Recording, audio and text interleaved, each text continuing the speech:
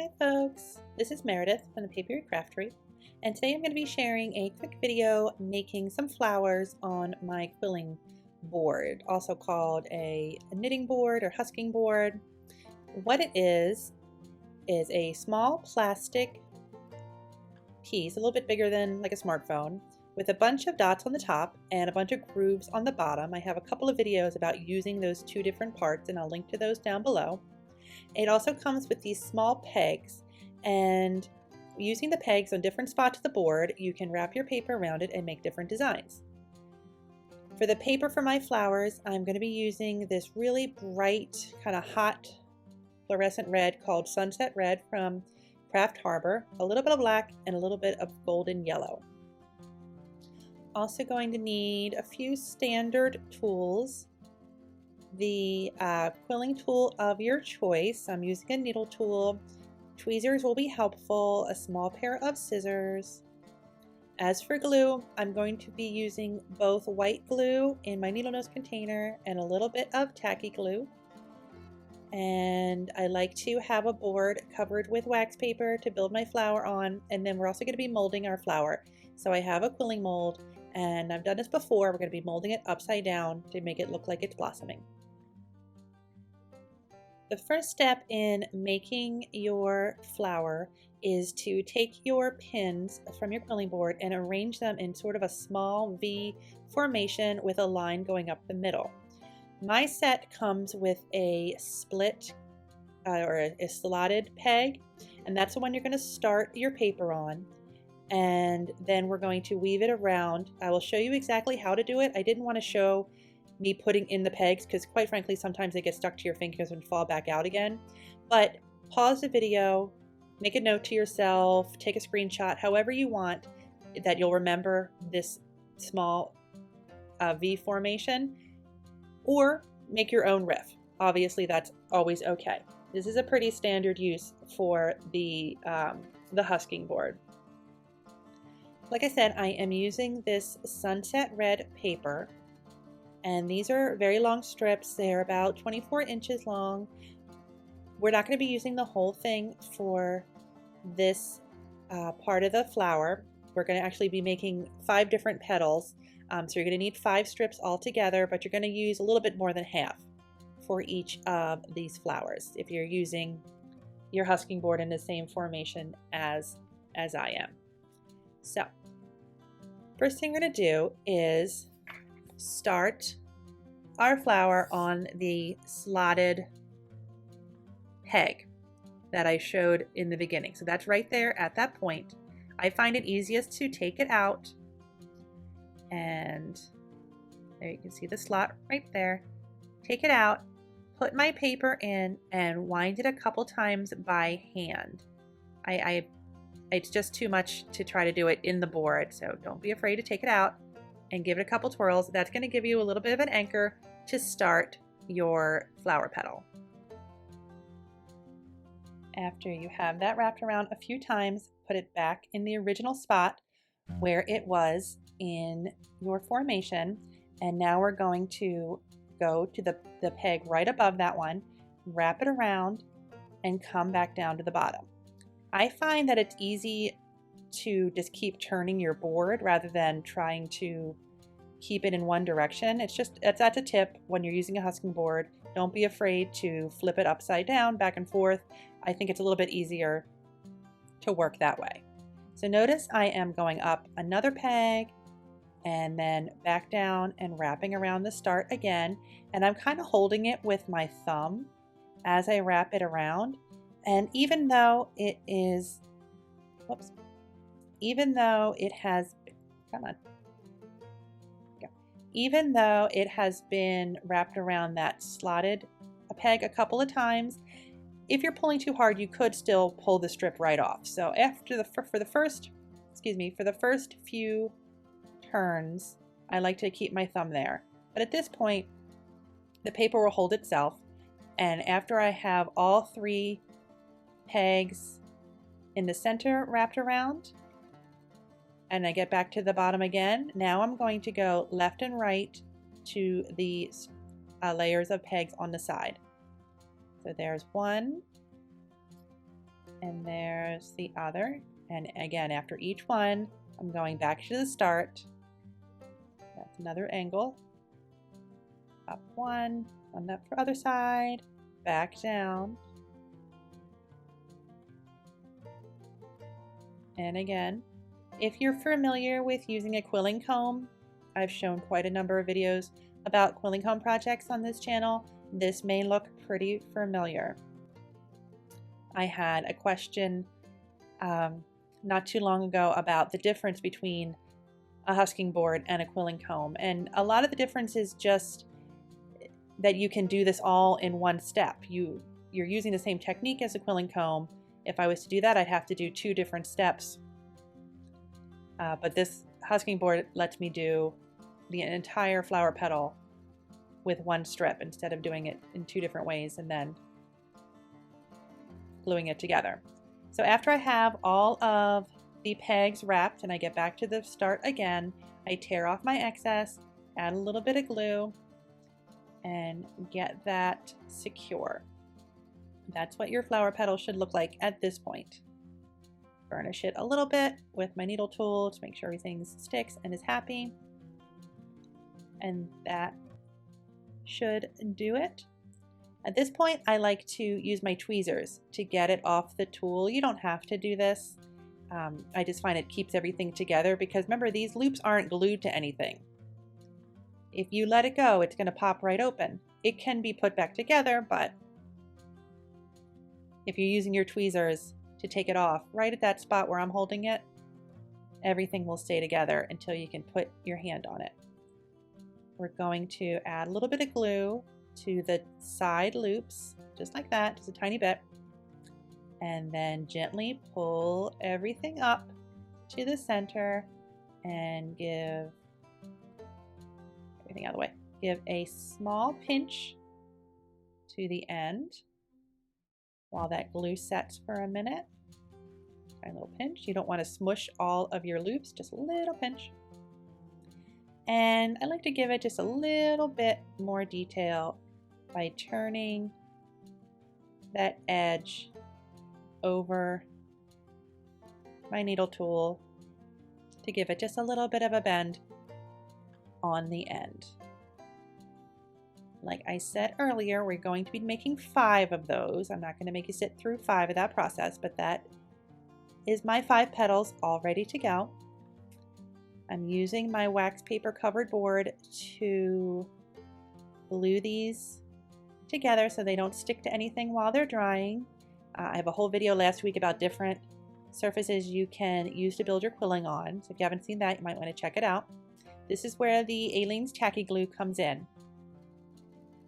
I like to put a tiny drop of tacky glue between each of the petals.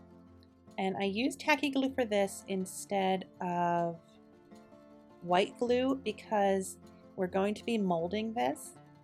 And I find that tacky glue keeps the petals together, but it gives it a little bit of flexibility so that when we start molding it, our petals don't completely fall apart from each other. So a little bit of tacky glue between each one. Let that set until it's staying together, but it's not completely dry. And then we will mold it in the next step.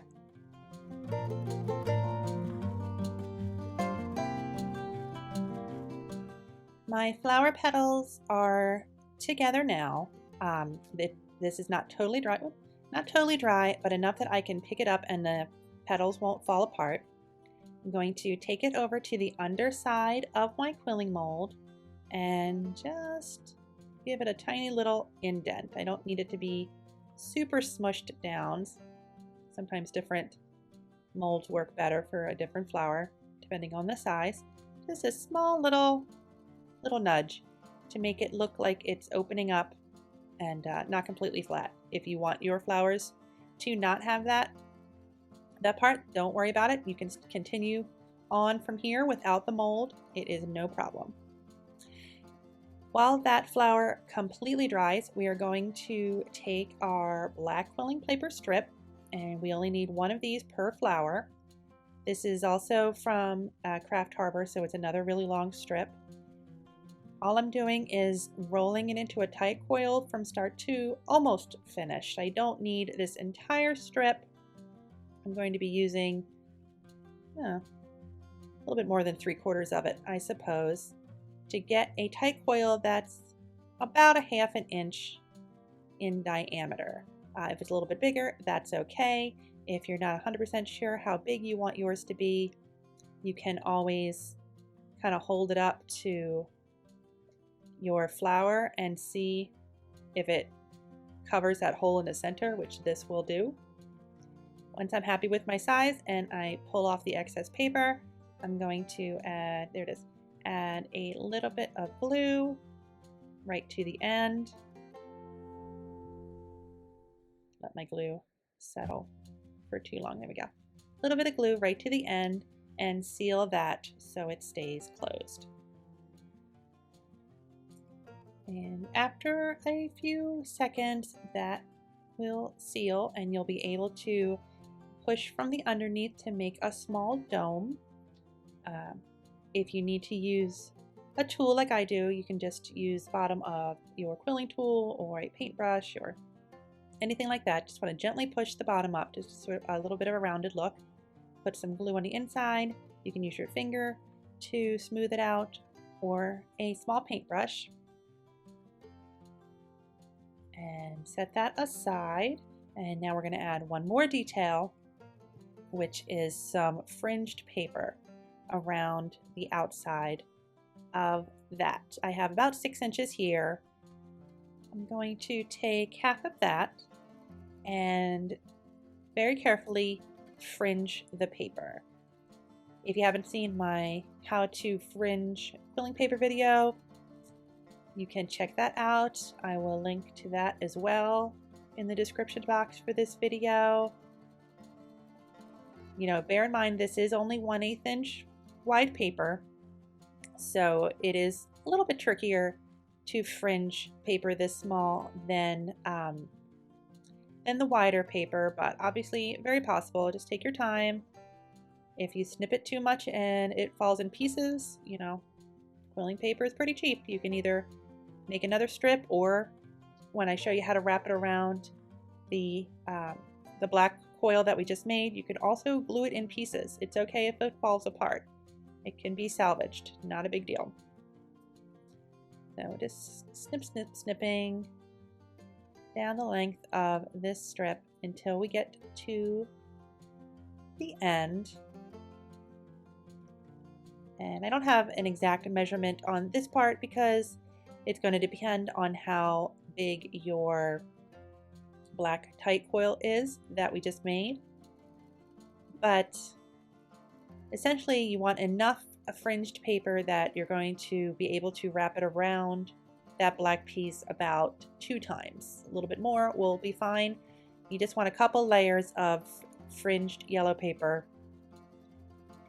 There you go. See, I'm about to lose it right there, and that's okay. If it comes apart, I will just glue it back together again. No big deal. At this point, my tight coil is set for the most part and ready to have this fringed paper wrapped around it. What I'm going to do is apply a little bit of glue right at the top edge where it starts going into the dome, because I want this paper, the yellow paper, to sit kind of higher on this instead of being lined up at the bottom. I want the bottom, the bottom edge, the dropsies, sorry, the bottom edge of the yellow strips to be in line with it's not the top of the dome, but the top edge of the strip that goes around the outside, if that makes sense. I think it'll make more sense as I keep going here. You're going to have a little bit of the black showing underneath the yellow. There we go. So it's going to be, the top of the fringe is going to be about in line with the top of the dome if you didn't push it out too far. Just a little bit of glue at a time, very carefully. don't want to pull the fringe too hard because it will split. If it splits, just glue it back together. Not a big deal. Wrap it around. As long as you get about 2 layers, that should be fine. But if you have a little bit extra, by all means, you can just keep wrapping. And just about to the end and get that glued down. Now, I don't prefer to see that black strip. Oh my gosh. Okay. I don't prefer to see the black strip around the bottom edge. So I am going to, yeah, right there. I'm going to cover that with the other strip of yellow that I had. This is an optional part if you don't want to add that on. I just thought it looked a little unfinished without that piece. So same process here, except we're going to be putting the glue on the underside there and wrap the rest of the yellow strip around. You don't have to add the whole piece for this if you don't want to, just enough to cover the black base.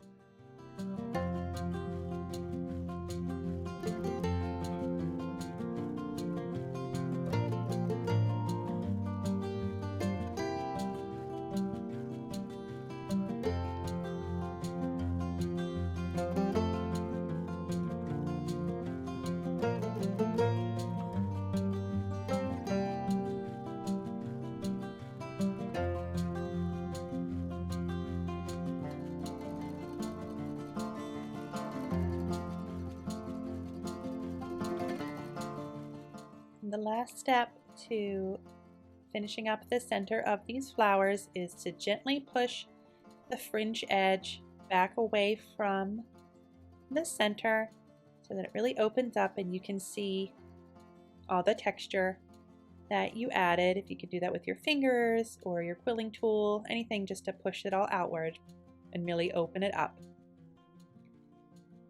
The last thing you have to do is just apply some glue to the edge of the bottom and place that on your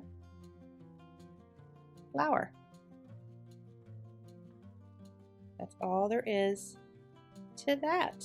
And once your flower petals have totally dried from the tacky glue, they should keep the shape of the dome, and you'll be ready to use these in whatever quilling project you'd like.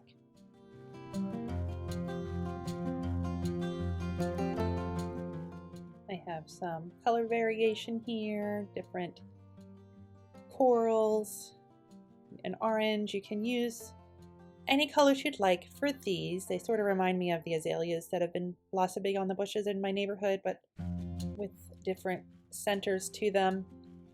You can do any changes on these flowers that you'd like to, make them bigger by spreading your pegs apart. You can, like I said earlier, if you wanted to do this on a quilling comb, if you don't have this tool, that's totally possible. You would do the center first, set that aside, and then do the V formation straight across on your quilling comb. Then once that's off the tool, put the center that you made first back in it, glue that together, and then fold them over like I did to make the point. You just do it in 2 different steps. Totally possible. You will absolutely get the same result. If anyone has any questions about this project, feel free to put a comment on the video and I will get back to you as soon as I can. Like I said, I have a lot of husking board videos that I'm going to link in the description box for this video, so be on the lookout for that. I'll also leave links for all the supplies I used. Don't forget to like and subscribe so you don't miss my next video. Until then, thank you so much for watching. Bye-bye.